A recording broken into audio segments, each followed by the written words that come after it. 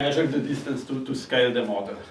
And we'll put them afterwards to the doors to assemble the model from the inside with the model from the outside at the same time. Okay, so we'll put some more of the targets, and then just the classically we will measure it and just will write it down. Okay, taking the pictures. No, it could be done with the photo.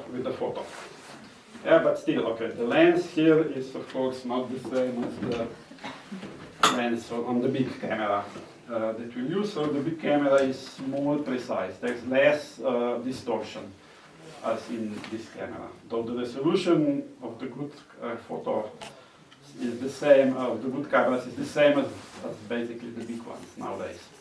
But okay, the optics is not the same.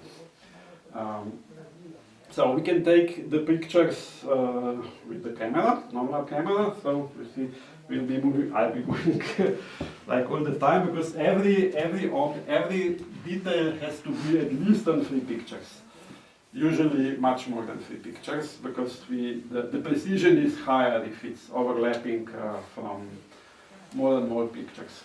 So that means taking the pictures like from wall, from the floors, from the ceiling, taking the pictures from all the adjoining places where the 2 surfaces meet, and of course whatever will be in the picture will be in the model. So if we leave this box here, it will be on our model.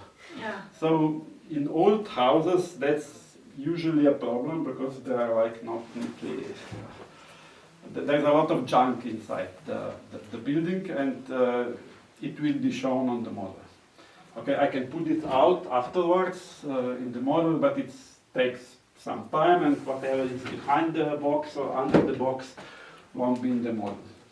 Of course, also like these benches, we probably won't go in the pictures from the upside and from the outside, so some details will be missing. But usually we decide, okay, we need to have the building, the construction, and what's of the furniture that's almost always in the building. So the benches we usually leave. Maybe we'll take this out because it will be obscuring a lot of the buildings. We have to decide if we want to have the flowers in the model. If not, we'll just put it out. So the bottle, the plastic bottles we'll take out for sure, but the rest we usually leave as it is, because it's like a document of what this building is at this moment that we are taking the survey.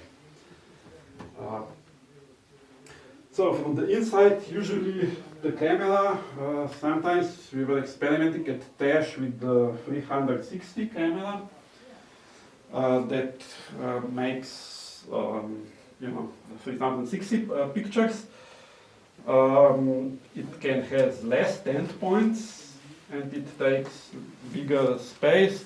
However, of course, the lens again on these 360 cameras, which is somewhere. And of course, if somebody is inside, then that somebody will be on the model.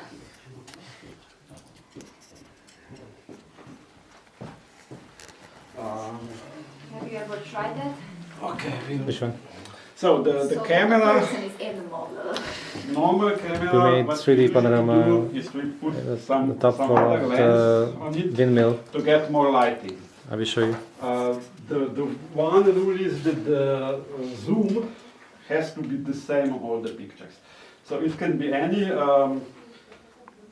lens, but you are not allowed to change the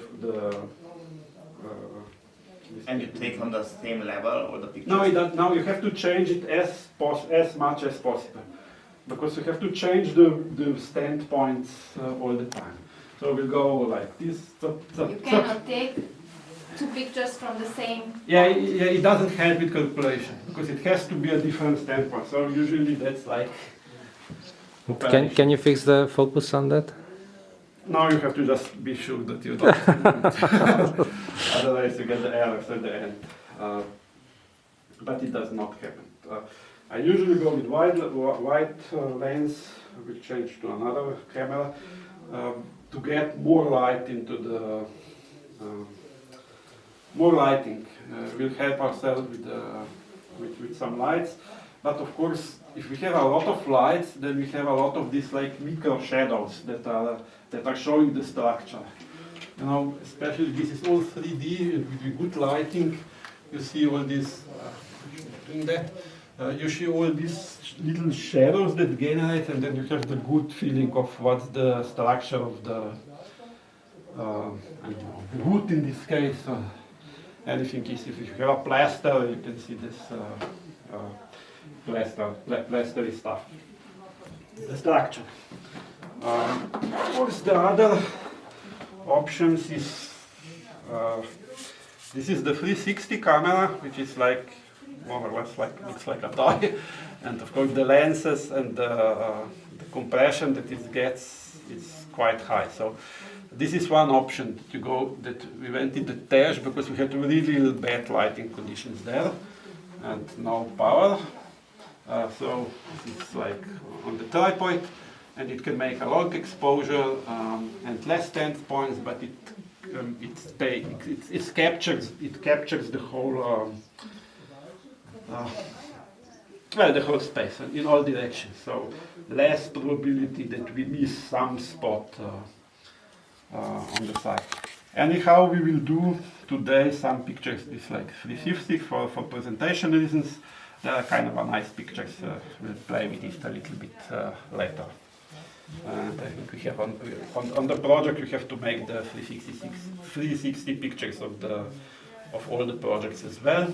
They are especially nice from the inside because like it's kind of useless from the outside, but inside it kind of makes a nice.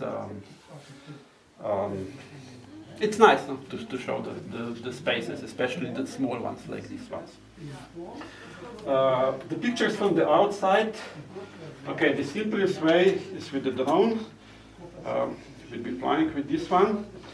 So we have some legislation about drones that is supposed to be EU-wide, but we are making projects like in Portugal and Hungary, and of course we are learning it's not that EU-wide, not that harmonized everywhere. EU-wide. What does it mean? It works. So not. We don't have the same system everywhere in Europe. In European Union it should be the same system, but we have problems. That's the idea, but in practice it doesn't work because every country has its own regulation. Yeah, so For using drones Yes, in the yes. space. Okay, in the space. Okay. Restrictions maybe. But generally the UE legislation says, okay, the smaller the drones, you can fly with the lighter drones, like this one is 250 grams, and this is just the limit that you can fly above the people and above the objects normally. If you have bigger drone, it's more complicated. So we have the old drone was like 2 kilos, this one is a quarter of a kilo.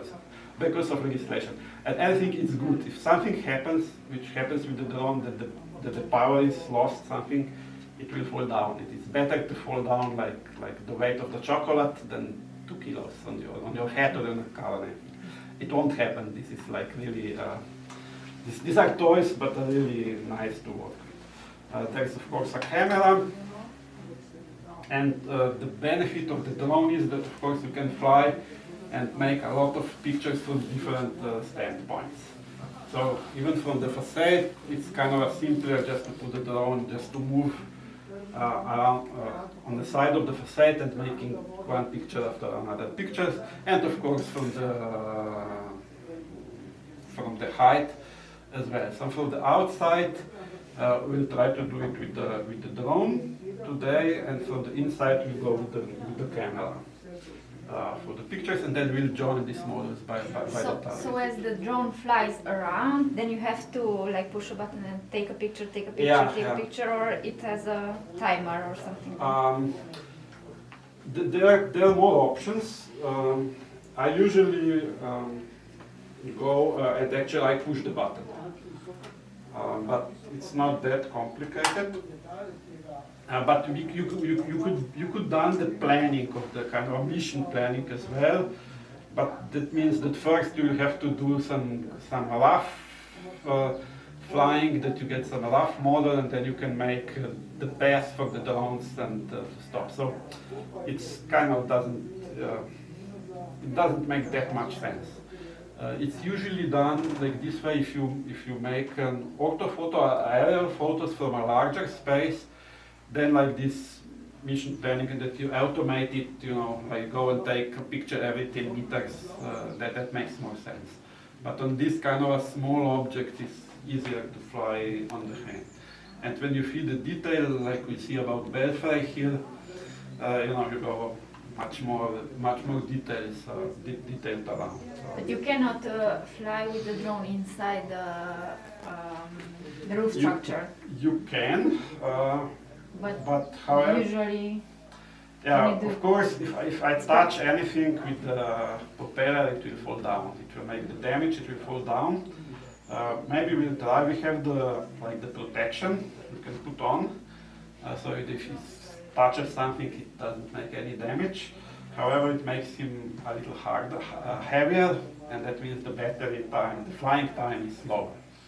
But of course, on the outside, it's GPS controlled. So it means for the satellites, the GPS, the system is making him stable and really fun to fly and easy to fly. No, it's like I thought it.